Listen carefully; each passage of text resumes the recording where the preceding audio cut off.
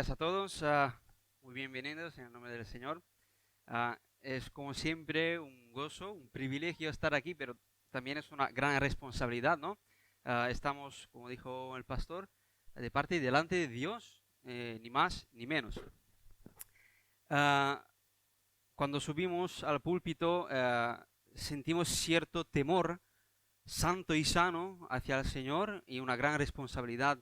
Y obviamente hay un poco de nerviosismo también. Hoy especialmente estoy más nervioso de la cuenta y ya sabe que aquí están mis padres, así que el Señor tenga misericordia de mí esta mañana. Bueno, como dijo el pastor, ya aprovecho entonces, bueno, voy a predicaros en húngaro, ¿no? Porque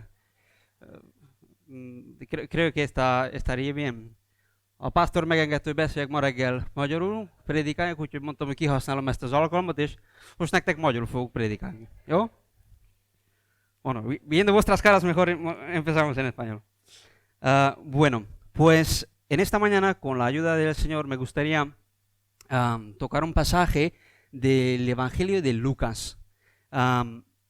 Este Evangelio, que yo sepa, como congregación tal cual no hemos tocado, no hemos expuesto. Y antes de adentrar en el texto, ¿Perdón? Vale, sí, no, ok. Antes de entrar en el texto y exponerlo, me gustaría hacer una breve introducción para ponernos en contexto y saber dónde estamos, quién lo escribió, por qué, cuándo, etcétera, ¿no? Entonces, brevemente, la autoría de este evangelio, pues obviamente sabemos que es de Lucas. Lucas eres autor. Entonces, mi pregunta es, ¿Lucas era judío o gentil? Gentil. El único gentil que escribiera algún libro de la Biblia. Increíble. También es el autor del libro de los Hechos, aunque, bueno, ambos libros técnicamente es anónimo. Las evidencias, tanto internas como externas, pues sugieren, ¿no?, que la tradición de la Iglesia de que Lucas sea el autor de estos dos tomos es correcta. Aunque Lucas no presenció de primera mano, ¿no?, los acontecimientos de la vida de Jesús, pero escribió en Lucas 1:2, tal como nos lo enseñaron, los desde el principio lo vieron con sus ojos y fueron ministros de la palabra. Entonces Lucas es un gran ejemplo que fue inspirado por el Espíritu Santo y investigaba. Y lo más impactante del Evangelio de Lucas es que, si os dais cuenta, está escrito en orden cronológico y eso nos ayuda muchísimo a la hora de, pues, entender mejor, tener una mejor panorama, ¿no?, de este Evangelio, a diferencia de Marcos y Mateo y Juan.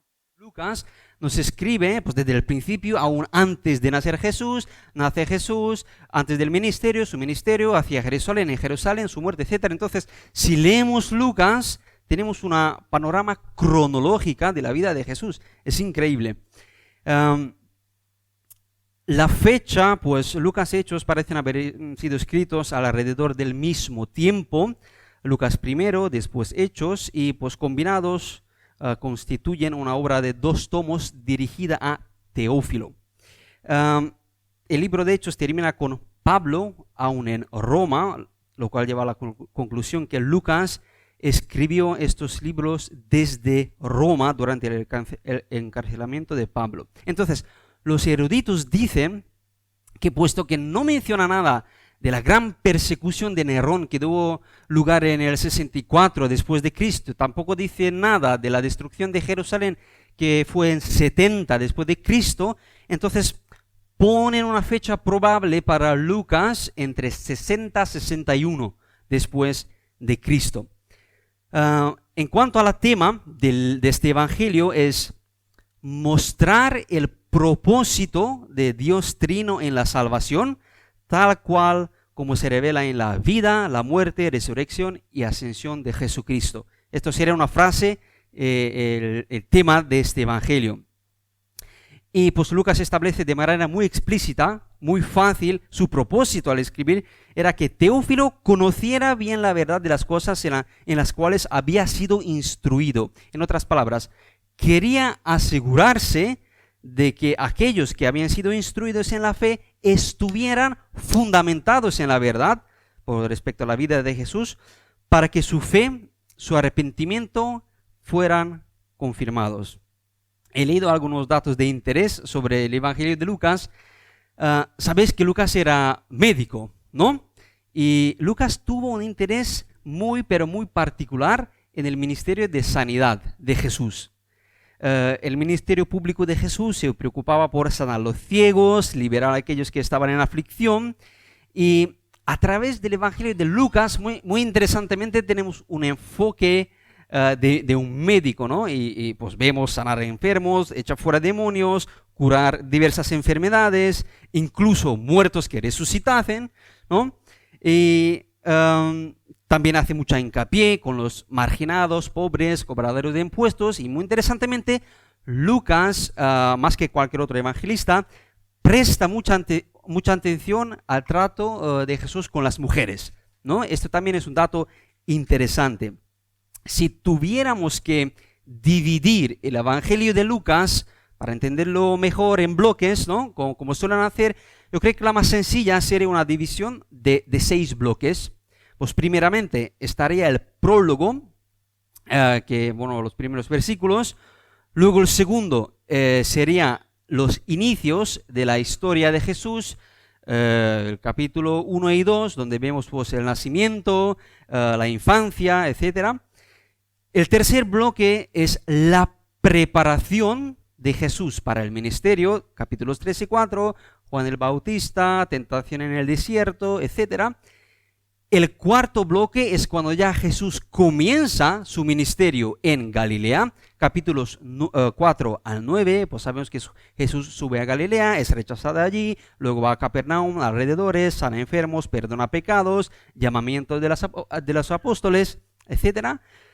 Luego en el quinto bloque vemos como Jesús en camino a Jerusalén, ¿no? Ya está subiendo, geográficamente bajando, porque como dijo el pastor el otro día, ellos siempre estaban subiendo a Jerusalén, los capítulos 9 al 19. Y en este bloque es muy extenso, hay muchas parábolas, varias enseñanzas, Jesús sana de nuevo. Entonces, tras esto viene el último bloque, el sexto, donde está ya en Jerusalén. Capítulos 19 al 24. Jesús entra en Jerusalén, conflicto con las autoridades, la última cena, arresto, muerte y resurrección de Jesús. Entonces, como podéis ver, esta división de bloques también es cronológico. Cada momento está hablando cronológicamente. Así que así llegamos a nuestro texto de hoy, que está dentro del bloque cuarto, donde Jesús comienza su ministerio en Galilea. Así que si hacemos zoom, si aumentamos este panorama, entramos en el bloque cuarto y hoy nos toca Lucas 5, del 17 al 26. Seguramente muchos conocéis este relato de cuando Jesús sana a un paralítico, ¿no? Lucas 5, del 17 a 26. Y voy a leer el pasaje. Aconteció un día que él estaba enseñando, y estaban sentados los fariseos, doctores de la ley, los cuales habían venido de todas las aldeas de Galilea, de Judea y de Jerusalén. Y el poder del Señor estaba con él para sanar. Y sucedió que unos hombres que traían en un lecho a un hombre que estaba paralítico, procuraban llevarle adentro y ponerle delante de él. Pero, no hallando cómo hacerlo a causa de la multitud, subieron encima de la casa y por el tejado le bajaron el lecho, poniéndole en medio delante de Jesús. Al ver él, Jesús, la fe de ellos, le dijo: hombre, tus pecados te son perdonados. Entonces los escribas y los fariseos comenzaron a cavilar diciendo: ¿quién es este que habla blasfemias? ¿Quién puede perdonar pecados sino solo Dios? Jesús entonces, conociendo los pensamientos de ellos, respondiendo les dijo: ¿qué caviláis en vuestros corazones? Pues ¿qué es más fácil decir? ¿Tus pecados te son perdonados? O decir: levántate y anda. Pues para que sepáis que el Hijo del Hombre tiene potestad en la tierra para perdonar pecados, dijo al paralítico: a ti te digo, levántate, toma tu lecho y vete a tu casa. Al instante levantándose en presencia de ellos y tomando el lecho en que estaba acostado, se fue a su casa glorificando a Dios. Y todos, sobrecogidos de asombro, glorificaban a Dios y llenos de temor decían: hoy hemos visto maravillas. El título que he puesto para este sermón de hoy es Tu mayor necesidad. Y aposta he puesto una pequeña imagen aquí donde vemos a un hombre, a una persona y varias cosas alrededor. Y si os fijáis, ninguna de estas cosas son espirituales. Comida, coche, casa, estudios, ropa, etcétera, ¿no? Salud. No hay, ¿no? Esto lo cogí de internet, investigando sobre las necesidades de las personas. ¿Qué piensan las personas que son sus necesidades, no? Entonces, cogí esta imagen e interesantemente no sale ni aquí en ningún otro una necesidad espiritual. No existe. Entonces, puse el título Tu mayor necesidad porque me gustaría enfocar este pasaje desde dos perspectivas diferentes. La vida y el ministerio de Jesús tuvo varios momentos espectaculares, muy interesantes, y obviamente no están todos registrados en ni Lucas ni en los evangelios porque sabíamos que no cabrían en los libros del mundo, pero gracias a Dios los evangelios conservan algunas de esas cosas maravillosas. Así que he dividido el sermón de hoy en dos puntos. Uno, ¿qué es lo más importante para nosotros? ¿Vale? Y dos, ¿qué es lo más importante para Jesús? Primero el versículo 17 al 19 y el segundo del 20 al 26. ¿Qué es lo más importante para nosotros? ¿Qué es lo más importante para Jesús?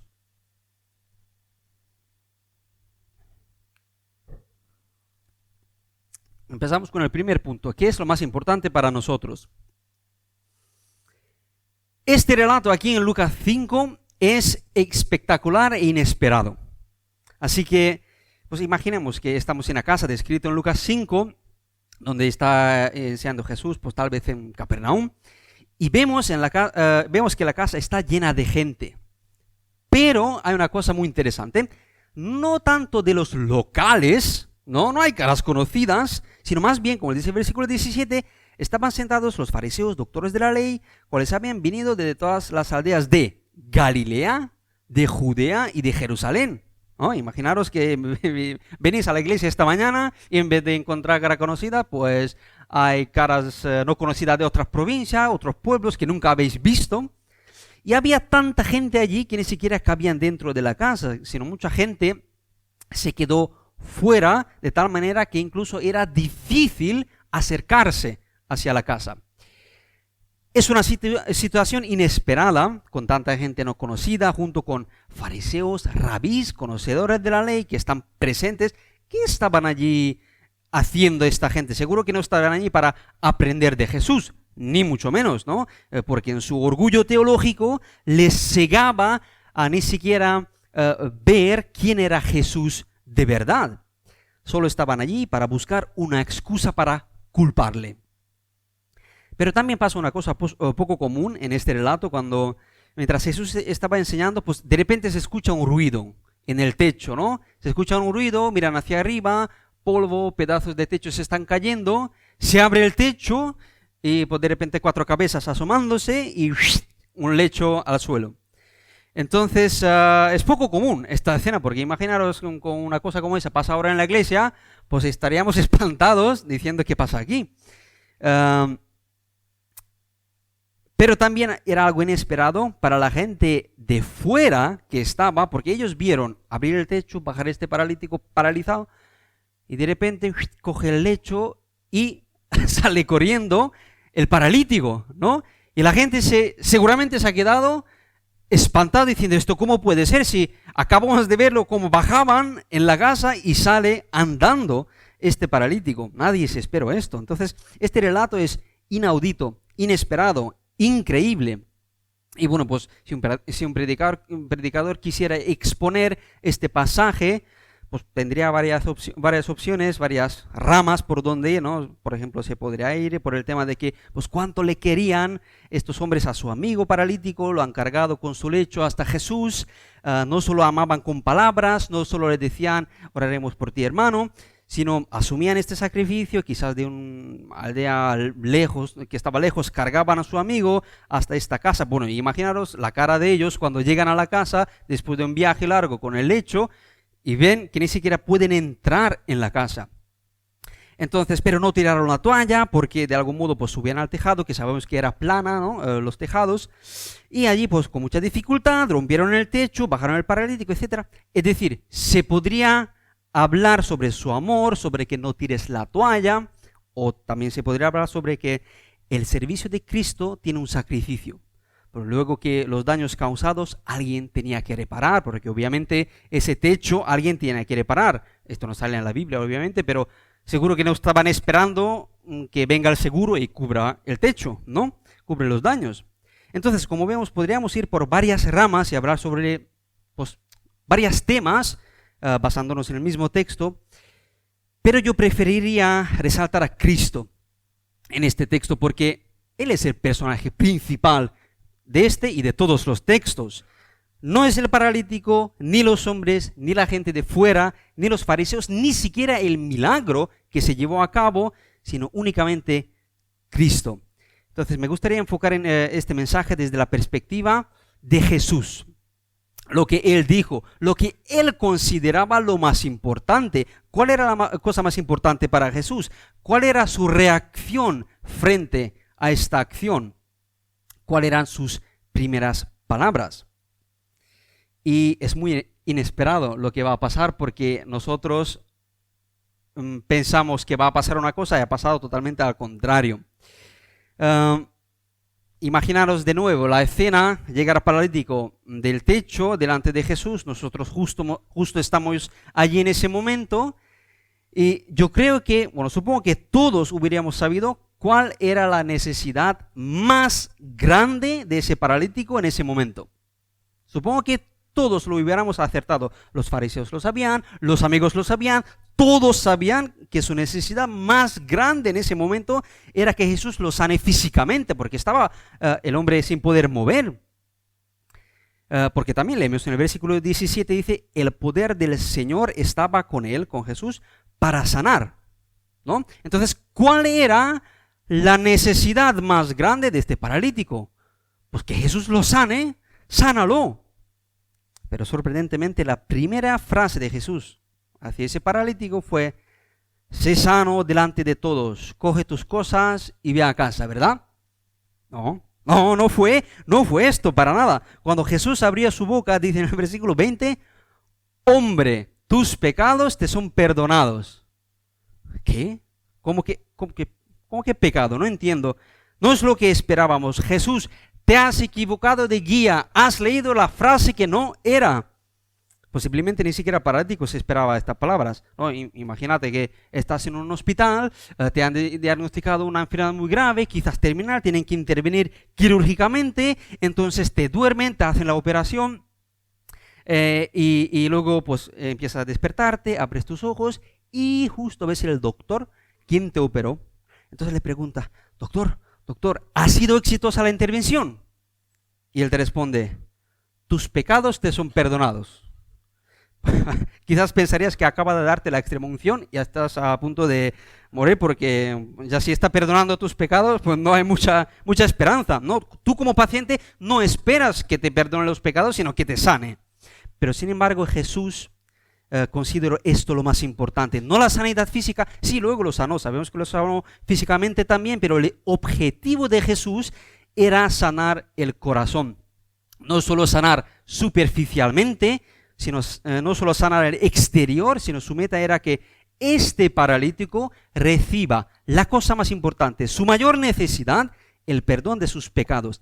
Este era la mayor necesidad de ese paralítico. Y para nosotros también esto tiene que ser nuestra mayor necesidad, el perdón de nuestros pecados, reconciliarnos con Dios. Y muchas veces no necesitamos lo que pensamos que necesitamos. ¿no? Lo que el mundo nos dice, lo que el mundo nos ofrece, sino este es el asunto más importante. Y si Jesús solo hubiera sanado físicamente a este paralítico, entonces solo hubiera hecho un trabajo a medias. Porque sanidad del cuerpo sin sanar el alma, pues yo qué sé, es como tomar un ibuprofeno, un paracetamol a un tumor cancerígeno. Pues mucho no hace eso, no curaría la enfermedad. Entonces, en base de este texto, yo te pregunto en esta mañana, ¿tú te has dado cuenta de esto? ¿Te has dado cuenta de tu mayor necesidad? ¿Consideras esto como tu necesidad más importante o sigues convenciéndote a ti mismo que necesitas otra cosa? No, aquí podríamos enumerar una lista muy larga que ahora no voy a entrar. Y este paralítico, pues, humanamente hablando, hubiera necesitado la sanidad física del cuerpo. Pero dice Jesús, hay una necesidad mucha más grande que tu sanidad física. Y esto es el perdón de tus pecados. ¿Has reconocido que el perdón de pecados es lo más que necesitas? ¿Han sido perdonados tus pecados? Por eso quizás sientes ese vacío, ¿no? Como si tu vida no tendría sentido, como irías sin rumbo, porque no has recibido el perdón de pecados, no has recibido la cosa más importante en tu vida. No te has reconciliado con Dios. Aún quizás no has escuchado la buena noticia del Evangelio. Martyn Lloyd-Jones, sabemos que antes de ser predicador, era un doctor, era un médico estupendo, con mucho talento, de tal manera que él era el auxiliar del médico de la reina, fíjate. Y tenía muy buenas posibilidades que un día ocupe el lugar de su médico y sea él el médico principal de la reina de la Inglaterra. Eso no es cosa pequeña, eso ya es una carrera bien guapo. Pero Martyn Lloyd-Jones dejó esta carrera, lo deja y se ha ido a Gales, a una ciudad pequeña, se convirtió, luego Benny nos habló del avivamiento de Gales, se convirtió en un predicador y justificó este giro de carrera con el siguiente motivo. Tras sanar muchas enfermedades de cuerpo, dice Martyn Lloyd-Jones, me di cuenta que aún no he tocado el que realmente es la raíz del problema. Como médico no pude encontrar la razón verdadera de las enfermedades, no pude tratar con el corazón, con el alma, y por eso dejé mi carrera como médico. Pues no sé si hoy en día alguien sería capaz de hacer algo así, ¿no? En el siglo XXI, con esta mentalidad que hay en el mundo, que siempre todo es la carrera y el nombre y la fama, yo creo que nadie lo podría decir. Entonces, hemos reconocido que esto es lo que más necesitamos, la sanidad, la restauración de nuestra alma. Y pues si aún no has escuchado la buena nueva del Evangelio, la buenísima noticia del Evangelio, entonces la palabra dice, ven a Jesús, que vengas a Jesús. ¿Por qué? Porque solo Él puede perdonarte los pecados. Y ahora no tienes que deshacer el tejado, no tienes que ser bajado en un lecho. Entonces quizás viene la pregunta, ¿qué es el Evangelio realmente? ¿Qué es el Evangelio de Jesucristo? No podrías pensar, venga ya, Robert, esa es una pregunta muy fácil de responder, esto lo sabe todo el mundo, esto sobra, lo sabemos de sobra. Es completamente innecesario, es como preguntar a un albañil qué es un martillo. Vamos a ver. Pues después de todo, el Evangelio de Jesucristo es el centro del cristianismo y nosotros como cristianos pues decimos que nuestra razón de ser es el Evangelio, ¿no? Por sobre todas las cosas, es donde buscamos fundamentar nuestras vidas, construir nuestras iglesias. Es de lo que hablamos a otros, es por lo que oramos, que ellos también escuchen y crean. Entonces, ¿cómo responderías tú si una persona te pregunta, ¿cuál es ese mensaje que vosotros allí estáis predicando una y otra vez? Porque es tan importante. ¿Qué es eso? Mi sospecha es que muchos cristianos responderían algo que estaría lejos, lejísimo de lo que la Biblia sostiene como el Evangelio de Jesucristo, ¿no? Tal vez responderían, el Evangelio es que, bueno, Dios perdona tus pecados si crees en Él, o las buenas nuevas son que Dios te ama, tiene un maravilloso plan para tu vida, o el Evangelio es que crees que eres un hijo de Dios y Dios quiere que sus hijos sean abundantemente exitosos en todos los sentidos. Algunos quizás sabrían que es importante mencionar algo acerca de la muerte y de la resurrección de Jesús también, pero ¿cómo encaja todo esto, ¿no? El hecho de que los cristianos lleguen a un acuerdo, a una respuesta de esa pregunta no es tan fácil como parece. Hace tiempo alguien dijo que un reconocido artista cristiano en una entrevista le preguntaron qué es el Evangelio y eso es lo que el artista dijo.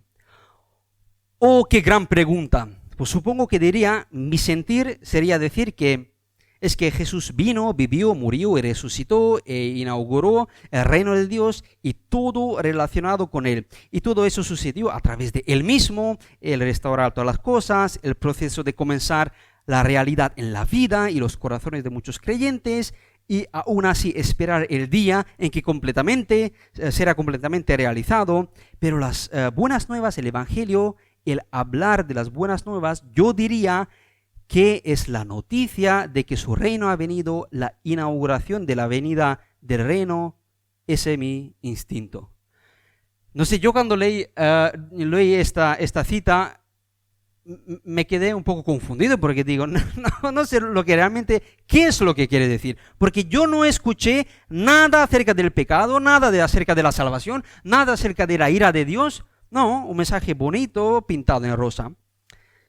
Si le preguntamos a 100 personas que profesan ser cristianos evangélicos lo que significa las buenas nuevas de Jesucristo, probablemente recibiéramos 60 respuestas diferentes, ¿no? Por ejemplo, pues es escuchar sermones evangélicos, leer libros evangélicos, pues el evangelio es conectarse a sitios de internet evangélicos. Nos encontraremos con una descripción tras otra acerca del evangelio y muchas de ellas mutuamente excluyentes. Aquí os voy a dejar algunas citas breves que encontré en internet que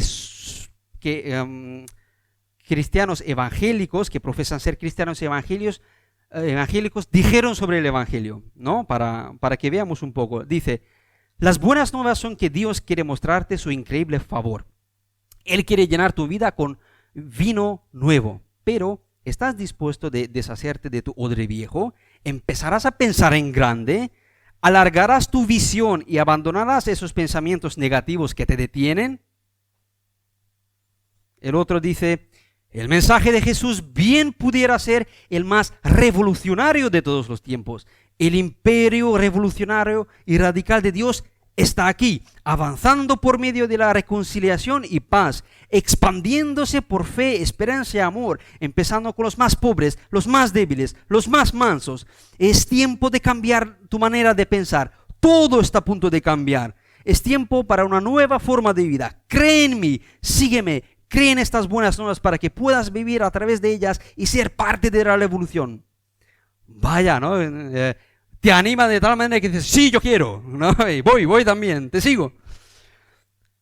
Otro dice, las buenas nuevas son que el rostro de Dios siempre estará volteado hacia ti, sin importar lo que hayas hecho, dónde hayas estado, en qué tantos errores hayas cometido. Él te ama y está buscándote para darte su favor. El último dice, pues como cristiano yo simplemente estoy tratando de orientarme hacia una forma de vida particular, la forma de vida de Jesús que enseñó que era posible. Yo creo que esta forma de vida que Jesús ofrece es la mejor manera de vivir. Con el paso del tiempo, cuando tratas de vivir de la manera de Jesús, pues comienzas a notar algo más profundo que está sucediendo. Empiezas a comprender que la razón por la que esta es la forma correcta de vivir es porque está enraizada en verdades profundas acerca de cómo es el mundo en realidad. Te encuentras a ti mismo viviendo más y más de acuerdo a la realidad definitiva. y estas más y más en sincronía con los niveles más profundos del universo. Los primeros cristianos anunciaron esta forma de vida de Jesús como buenas nuevas. Yo no sé, pero yo no quiero conexión con los niveles más profundos del universo. No me atrae tanto, me da miedo, no sé. ¿Ves a lo que me refiero cuando digo que el Evangelio está rodeado de una neblina de confusión? Y si alguien nunca hubiera escuchado del cristianismo, del Evangelio, ¿qué es lo que pensarías que después de estas pocas citas pensaría? Yo creo que estaría más confundido que aclarado. Obviamente sabría esa persona que los cristianos están tratando de decir algo bueno, un mensaje bueno, ¿no? De decir que un mensaje de amor, lleno de felicidad. Pero, ¿acaso las buenas nuevas son solamente que Dios me ama y que tengo que empezar a pensar más positivamente? ¿Acaso es Jesús solo un gran ejemplo que puede enseñarme a vivir una vida amorosa y compasiva? Puede ser que tenga que ver algo con el perdón y el pecado. Pues, aparentemente algunos cristianos ni siquiera creen que tiene que ver algo con la muerte de Jesús. Eso no es el Evangelio. ¿Cómo va a ser el Evangelio una muerte? Eso es una noticia mala, eso no es buena noticia. Mi punto aquí no es decidir ahora cuál de estas citas son mejor o peor, es simplemente para enfatizar, para que veáis las muchas diferentes opiniones que vienen a la mente de las personas cuando se les pregunta qué es el Evangelio. Vale, pues no tenemos que ir muy lejos para saber qué es el Evangelio. No tenemos que inventar nada, no tenemos que tener conexión con las profundidades del universo, simplemente tenemos que abrir la Biblia. En este caso, en 1 Corintios 15, de 1 a 4, que dice, podemos leer la definición explícita del Evangelio descrito por Pablo, inspirado por el Espíritu Santo, que dice: además os declaro, hermanos, el Evangelio que os he predicado, el cual también recibisteis, en la cual también perseveráis, por el cual asimismo, si retenéis la palabra que os he predicado, sois salvos. Si no, creísteis en vano, porque primeramente os he enseñado lo que asimismo recibí. Y aquí viene la definición del Evangelio: que Cristo murió por nuestros pecados conforme a las Escrituras, y que fue sepultado y que resucitó al tercer día conforme a las Escrituras. Ya está. Entonces, ¿qué es el Evangelio en una frase? Bueno, el Evangelio, la buena noticia, en verdad empieza con una mala noticia. ¿Eres pecador? ¿Eres condenado al infierno eternamente? Así empieza la buena noticia. Y luego sigue: la buena noticia es de Cristo crucificado, Cristo resucitado por amor a los pecadores, y ahora todos aquellos que creen en este Evangelio y se arrepienten de sus pecados serán salvados eternamente. Este es el Evangelio. No tienes que inventar cosas nuevas, no tienes que dar charlas revolucionarias, tener conexiones con las profundidades, simplemente creer y arrepentirte. Llegamos al segundo punto. ¿Qué es lo más importante para Jesús? ¿Qué es lo más importante para Jesús? Y quizás, ¿no?, escuchando esto te preguntas, ¿qué necesito hacer para que este perdón que estamos hablando sea el mío también? Que sea eficaz en mi vida.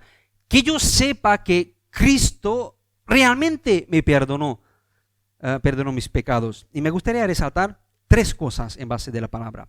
En primer lugar, para el perdón de pecados es necesario la fe. Sin fe podemos apagar y irnos. Y estos hombres, el paralítico y sus amigos, creían en Jesús. Si no, obviamente no hubieran emprendido un viaje quizá largo y difícil y hacer cosas tan extremas como romper el techo. Leemos en el versículo 20, al ver Jesús, la fe de ellos, es decir, tenían fe, les dijo al paralítico. Sí, ese paralítico tenía fe y creía que Jesús podría perdonar sus pecados, podría sanarlo físicamente también. Porque luego Jesús dice: pues levántate, toma tu lecho y vete a casa. Y El paralítico lo creyó de todo su corazón. Y muchos cuando se trata de la fe y creer se justifican diciendo, yo no puedo creer, yo no puedo hacer lo que Jesús dice, ¿no? Entonces al final preguntamos, ¿cómo Jesús sanó este paralítico? Pues simplemente diciendo, levántate y anda. Pero podría haber dicho ese paralítico a Jesús pero Jesús, el problema es justo eso, es que no puedo andar, ¿no lo ves? ¿Cómo voy a andar? Pero ahí vemos que la fe no se alimenta de sí mismo, sino de Jesús. Él es el autor y consumador de la fe. Y cuando Jesús te ordena algo, tienes que obedecer sí o sí. Cada célula de tu cuerpo tiene que arrodillarse y obedecer ante su Creador. Y punto. Como Lázaro en la tumba. Lázaro, sal. Lázaro no empezó a argumentar, déjame en paz, estoy aquí muy a gustito dentro, no quiero salir. No, Lázaro se levantó y salió. Cada célula de su cuerpo obedeció a su Creador. Este paralítico, tras escuchar con fe estas palabras de Jesús, se levantó al instante, dice, mi espalda, se levantó y se fue. Sabemos que la fe es un don de Dios, es un don de Dios. Y cuando Jesús te ordena algo al mismo tiempo, te da la fuerza para hacerlo también. Ruega pues al Señor en esta mañana que te conceda el don de la fe, para que puedas creer en Él y depositando tu fe en Él tengas vida eterna. Porque sin creer en Él puedes estar segurísimo en esta mañana que no hay perdón de pecados. No hay salvación fuera de Cristo. En segundo lugar, para que el perdón de pecados sea eficaz, necesitamos autoridad. Autoridad. Para que alguien pueda participar en el perdón de los pecados y tenga la certeza que sus pecados han sido perdonados, tiene que venir de una persona con autoridad, una persona competente. Por ejemplo, hace no mucho, cuando nació mi hijo Oliver, he tenido que ir al registro civil para que me den el certificado de nacimiento, ¿no? Y todo eso, los papeles oficiales. Lo han sellado, lo han firmado y aquí lo tienes. Entonces, pregunto yo, ¿por qué no hubiera servido que yo en mi casa imprima un papelito, que lo firme, que lo selle? Aquí está el certificado de Oliver Tomás. Eso no hubiera servido. Si yo lo hago, yo no tengo ninguna autoridad, no soy una persona competente para emitir tal documento. Yo puedo firmar 1000 papeles que tengo 1.000.000 de euros y no voy a tenerlo, porque yo no soy la autoridad en ese caso. Pues lo mismo, el perdón de pecados tiene que venir de una persona competente y con autoridad. Cualquiera no te lo puede dar ni ofrecer, solo Dios, el único Dios viviente. Interesantemente, los fariseos enseguida hicieron clic, ¿no? Pero vamos a ver, ¿quién se cree este Jesús que está perdonando los pecados que solo Dios puede hacerlo? ¿Quién se cree? ¡Blasfemia! Por fin encontraron algo para culpar a Jesús, por fin lo han pillado y dicen, ahora te crujimos. Y los fariseos lo tenían clarísimo que solo Dios puede perdonar los pecados. Y si Jesús no es Dios, entonces evidentemente aquí se cometió el pecado de blasfemia. No el cura, no el papa, no el Corte Supremo perdona los pecados, no el psicólogo perdona los pecados, ni siquiera tú mismo puedes perdonar tus propios pecados. Y hoy en día escuchamos cada vez más que perdónate de una vez. No, esto no es cierto, porque nosotros no podemos perdonar nuestros propios pecados. Solo Dios puede perdonarte tus pecados. ¿Y por qué solo Dios? ¿Por qué solo Dios? Porque solo hemos pecado contra Dios.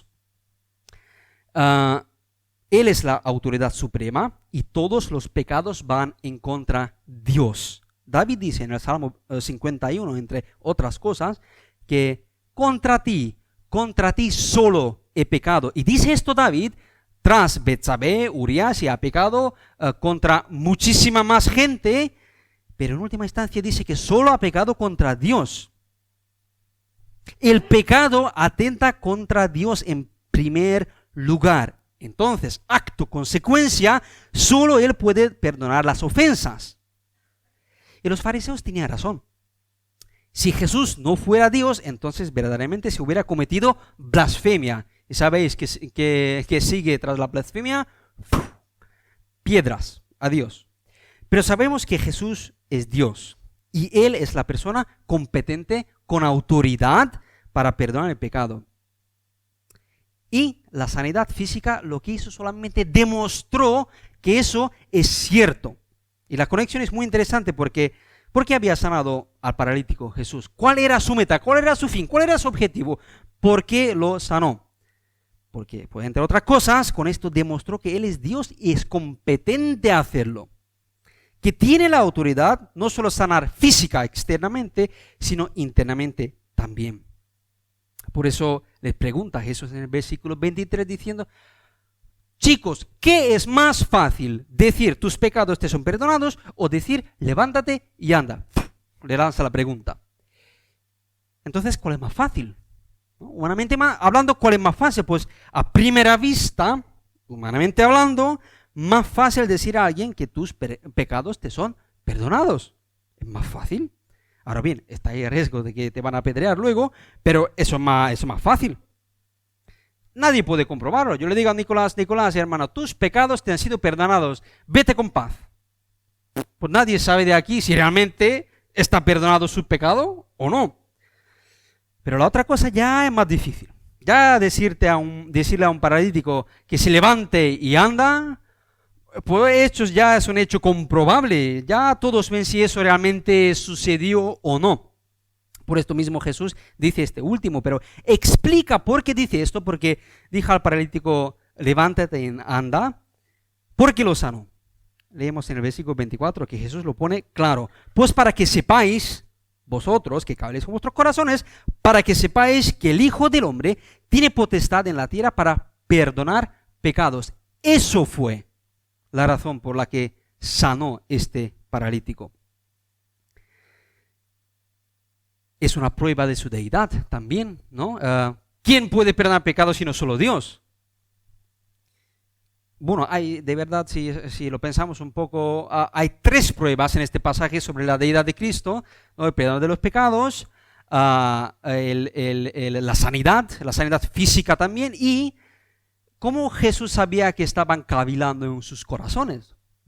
Como yo sé que hay en el corazón de las personas que están aquí. Solo Dios puede saberlo. Entonces, tenemos un triple demostración de prueba de su deidad. Además de esto, predicaron luego los apóstoles también. En Hechos 5, por ejemplo, Pedro está hablando delante del concilio y dice en el versículo 21, a Jesús, Dios ha exaltado con su diestra por príncipe y salvador para dar a Israel arrepentimiento y perdón de pecados. Esto es lo que dice Pedro sobre Jesús, que lo ha exaltado por príncipe, una figura de autoridad competente, una persona competente. Y entre otras cosas, ¿qué hace este príncipe? Pues da arrepentimiento a su pueblo y perdona sus pecados. Entonces Jesús tenía toda la competencia, toda la autoridad de perdonar los pecados de este paralítico. Así que, querido hermano, querida hermana, puedes tener paz, porque si Jesús, quien es la persona competente y con autoridad, te dice, tus pecados te son perdonados, puedes estar 100% seguro que tus pecados han sido perdonados eternamente, perpetuamente, y jamás se recordará de esos pecados. Gloria al Señor. En tercer lugar, para que el perdón de pecados sea real y eficaz, pues necesitamos un sacrificio propiciatorio. Porque Jesús sabía por qué ha venido en esta tierra, conocía su misión perfectamente.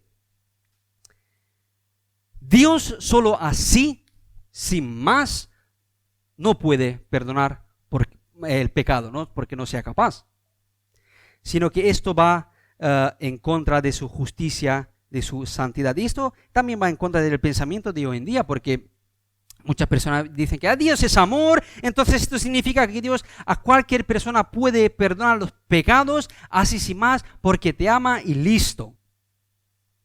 No, esta forma de pensar es completamente antibíblica, porque tanto en el Antiguo Testamento como en el Nuevo Testamento, la expiación por el pecado está presente. Y cuando la Biblia habla sobre el perdón de pecados, siempre hace referencia a esto. Dios es un Dios santo y justo. Él es inmutable y Él tenía que castigar el pecado. Y por eso era necesario un sacrificio expiatorio. Y Cristo asumió este sacrificio. Él es nuestro Cordero de Pascua. Él fue a la cruz. Él pagó el castigo de nuestros pecados. Y por eso mismo el perdón de los pecados se encuentra exclusivamente en Él y nadie más. Es a través de su obra, puesto que Él murió por los que en Él creen, por su pueblo, por sus escogidos.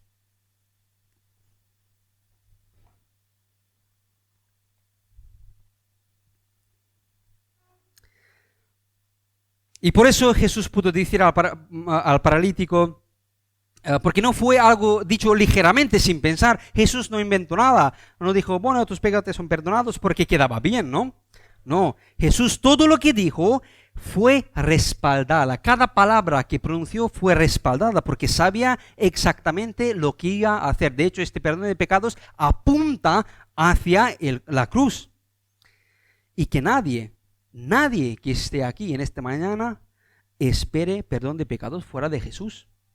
Y sí, quizás hoy en día, ¿no? Este puede ser un pensamiento valiente y muchos no lo toleran. Pero si nos basamos en la palabra del Señor, no podemos decir otra cosa. Solo Dios puede perdonar. Y puesto que Jesús es Dios, entonces es capaz. Y es la única persona de la historia de la humanidad que puede perdonar pecados.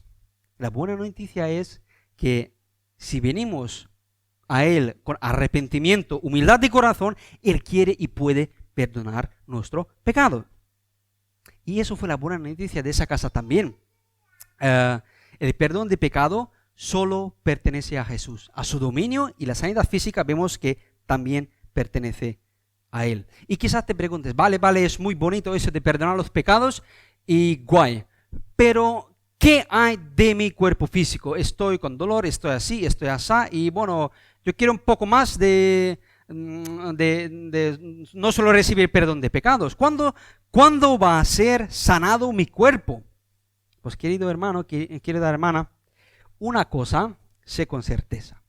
La sanidad final y permanente de nuestros cuerpos se dará en la resurrección final de los muertos. Cuando recibiremos nuestro cuerpo glorificado, allí no habrá más dolor, no habrá más enfermedad, no habrá más paralíticos.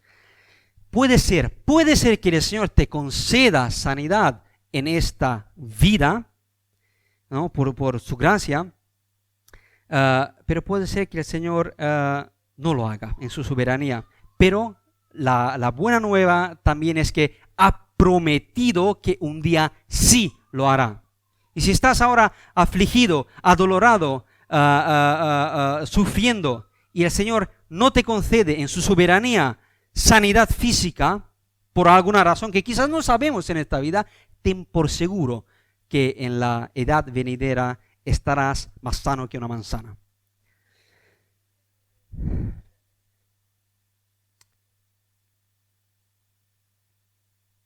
Y en esta vida, aunque bueno, es difícil aceptar esto, pero como dijimos anteriormente, la cosa más importante no es recibir sanidad física. Humanamente hablando, sí, con mucho dolor. Y sí, tenemos mucho dolor y sufrimos. Y nuestros cuerpos son mortales. Y pensamos que eso es lo que necesitamos.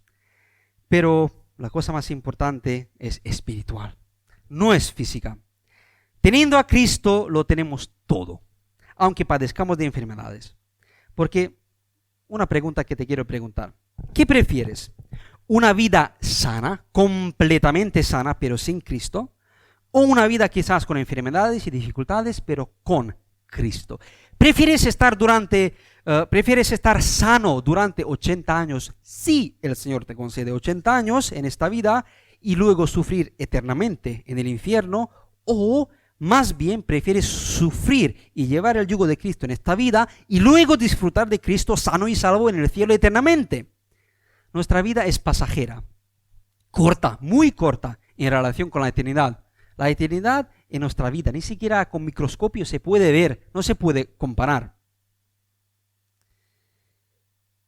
Tenemos que tener esta visión más allá de esta vida, la visión de Cristo, la perspectiva de Cristo, ver más allá, porque esta vida se acaba en un abrir y cerrar de ojos, se acabó. Y luego viene lo más importante, que durará por los siglos de los siglos, no 60, 70, 80 años, no, por los siglos de siglos. Entonces, ¿dónde vas a pasar tu eternidad? La pregunta no es dónde vas a pasar aquí los 70, 80 años si el Señor te lo concede, sino la eternidad que nunca se acaba. ¿Dónde lo vas a pasar? ¿Sufriendo junto con el diablo y sus demonios en el lago de fuego, o glorificando al Señor y disfrutando de su presencia en el cielo por siempre? ¿Dónde? No lo tomemos esto a la ligera. Esto es de vida o muerte literalmente, es de vida o muerte, y no de 70 años, no de 80 años, sino de vida o muerte eterna. Tenemos que entender eso. Puede ser que habéis oído hablar de Joni Eareckson Tada, algunos lo conocéis. Ella fue accidentada siendo muy joven y fue paralizada del cuello hacia abajo. Le pusieron una silla de ruedas para toda su vida. Y ella dijo una vez: en Cristo ya fui sanado hoy, pero mi cuerpo necesita algunas décadas hasta que lo asimile, ¿no? Impresionante la actitud de la hermana, ¿eh? No es fácil decir eso. Entonces, quizás te preguntes, ¿de dónde sé yo que Dios ya obró en mí? ¿Cómo sé si Jesús perdonó mis pecados?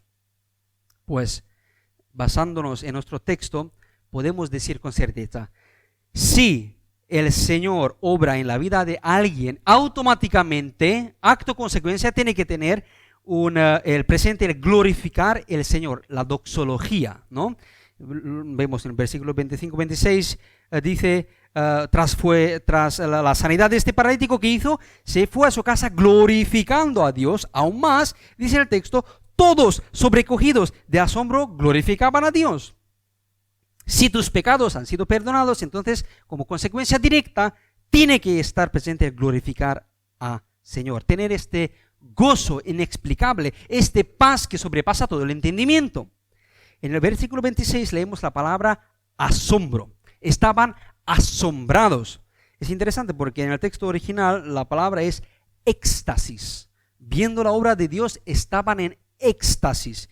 Y pienso que si alguien es creyente, tiene que alegrarse, estar en éxtasis por la obra de Dios, ya en su vida o en la vida de otra persona. Ahora, no lo interpretéis de un modo extremo, pero este gozo, este asombro tiene que estar presente. Y si Dios ya obró en ti, tienes que estar gozoso por esto. Claro, podemos estar gozosos por muchas cosas, pero la obra de Dios tiene que producir en nosotros un gozo especial que no podemos obtener de otras fuentes. Glorificar, asombrar y luego temor, dice el versículo 26. Lleno de temor, decían. En el texto original aparece la palabra fobia. Fobia. Si alguien ha conocido a Dios y sus pecados han sido perdonados, su vida tiene que estar caracterizado por un temor sano hacia Dios. No un terror, miedo, no, sino un temor sano y santo hacia Dios, porque un cristiano verdadero no puede pecar ligeramente. Si tú pecas ligeramente sin que te importe, dudo mucho que seas cristiano. Porque sabemos quién es nuestro Padre. Sí, es nuestro Padre, pero es un Padre 3 veces santo, justo. Entonces, en cuanto más pensamos en esto, más temor sano y santo tendremos en nuestra vida. La otra palabra interesante en el versículo 26, la última que sale, hoy hemos visto maravillas. Hoy hemos visto maravillas, y la palabra original griega es paradoxo. Paradoxo. En español sería paradoja, ¿no? Paradoja. Si somos del Señor, muchas veces tenemos que estar maravillados de estas paradoxos, paradojas, ¿no? Que el Señor ha obrado en nosotros, en nuestras vidas con nosotros. ¿Qué cosa más paradójica que el Señor me ama? ¿Quién lo entiende? Yo no lo entiendo, no lo entendemos. O el Señor me perdonó a mí, una mota de polvo, pecador rebelde, que Dios me perdonó a mí pagando con la vida de su Hijo unigénito. Son cosas incomprensibles, yo no lo entiendo, paradojas. En cierto sentido, podemos coger esta imagen, Dios abrió el techo de este mundo. Bajó su Hijo a esa tierra, quien se encarnó, fue a la cruz y ha muerto por los pecadores y resucitó en gloria. Estas son cosas que ya nos sobrepasan. Y si Dios empezó a trabajar en la vida de un pecador, cual se convirtió a él, esto nos tiene que asombrar. Da igual que llevas 10, 20, 30 años en la fe, te tiene que asombrar. Que Dios hizo eso por nosotros en Cristo. No nos podemos aburrir de esto. Cada conversión es un milagro. Y esto es lo que vemos aquí en este relato. Y hubiera sido triste, muy triste, si este paralítico solo hubiera recibido sanidad física, ¿no? Se encuentra aquí con Jesús, el Dios hombre encarnado, y solo recibe sanidad física. No hubiera sido un happy end, ¿no? Un final feliz, no. Y sería muy triste si tú aquí, escuchando hoy el Evangelio, escuchando las buenas nuevas, sería muy triste si tú te irías de este lugar sin que te importe en lo más mínimo tu mayor necesidad. El estado de tu alma, que es eterno, no serán 70, 80 años, es eterno. Sería muy triste que te vayas sin que te importe el perdón de tus pecados, sin que creas en Jesús, lo que Él hizo. Sería muy triste que así tendrías que esperar el día de juicio con esta incredulidad. Eso sería increíblemente triste. Nada más pensar en esto, tendríamos que temblar. Pero, en otro lado, sería asombroso si tú en esta mañana saldrías de aquí sanado de tus pecados, sanado de tu incredulidad, sanado para la gloria de Dios. Sería asombroso si creyeras creyeras el Evangelio y tendrías el perdón de tus pecados. Acercando al fin, Jesús es un Salvador asombroso. Un Salvador que salva a los pecadores. Y si tú te crees una buena persona, pues tengo la mala noticia que no hay salvación para ti. Jesús salva a los pecadores, no a las buenas personas. Él reconcilia los descarrilados con Dios, perdona los pecados. ¿Acaso necesitamos más que eso? ¿No? ¿Creemos que esto es la cosa más importante? ¿Nuestra mayor necesidad? ¿Lo crees? ¿O solo piensas que lo crees? Por eso tenemos que estar agradecidos al Señor, glorificar al Señor, tener este gozo, este asombro, éxtasis. Podemos pensar en la paradoja de que Dios nos ama, de que Dios nos sanó, que Dios dio a su Hijo por nosotros. Conclusión. ¿Cuál es nuestra mayor necesidad? Si nuestra mayor necesidad fuera la tecnología, Dios hubiera mandado un científico, ¿no? Si nuestra mayor necesidad fuera la información, Dios hubiera mandado un educador, un maestro. Si nuestra mayor necesidad fuera el dinero, Dios hubiera mandado un economista. Si nuestra mayor necesidad fuera el placer, Dios habría mandado a alguien capacitado en entretenimiento para que nos entretenga. Pero Dios envió un Salvador. Un Salvador, ¿por qué? Porque la mayor necesidad es la salvación, el perdón de nuestro pecado, no la tecnología, no la información, no el dinero, no el placer. Hoy hemos hablado de 2 puntos. En primer lugar, ¿qué es lo más importante para nosotros? Y en segundo lugar, ¿qué es lo más importante para Jesús? En el primer punto hemos dicho que nosotros muchas veces tenemos una visión terrenal, mundana, egocéntrica, limitada. No vemos más allá. Somos como caballos con la anteojera, se dice, ¿no? No vemos más allá. Muchas veces no tenemos una visión bíblica sobre diferentes áreas en nuestras vidas. Muchas veces ante los problemas no reaccionamos como creyentes, ni mucho menos. Muchas veces somos muy incrédulos. Solo vemos las cosas desde una perspectiva humana, de un ángulo muy mal enfocado, borroso. No vemos el bosque por los árboles. Por eso debemos pedirle al Señor que quite nuestra anteojera, que nos dé una fe firme en Él, que abra nuestros oídos para que escuchemos su voz. Y en el segundo punto hemos hablado sobre la visión correcta que tenemos que tener, la visión la perspectiva celestial de Jesús, el ángulo perfecto, el ángulo claro. Hemos dicho que para el perdón de pecados, que sea eficaz en nuestras vidas, necesitamos fe, autoridad y sacrificio propiciatorio. Y también hemos mencionado 3 palabras: glorificar, asombrar y temer. Si Dios obra en nosotros, tiene que haber en nuestra vida un deseo de glorificar al Señor, junto con la paz que solo Él puede darnos. También tenemos que estar asombrados, en éxtasis por la obra de Dios. Luego ese temor sano y santo en nuestra vida. Y por último, la paradoja. Si somos del Señor, tenemos que estar maravillados de estas paradojas que el Señor ha obrado en nosotros, en nuestras vidas con nosotros. Que el Señor Todopoderoso del universo se ha fijado en nosotros, motas de polvo, gusanos insignificantes, pecadores rebeldes. Nos escogió, nos llamó, nos regeneró, nos dio fe y arrepentimiento, nos justificó, nos adoptó, nos santifica y nos glorificará. Gloria al Señor por los siglos de los siglos. Amén. Oremos a Dios.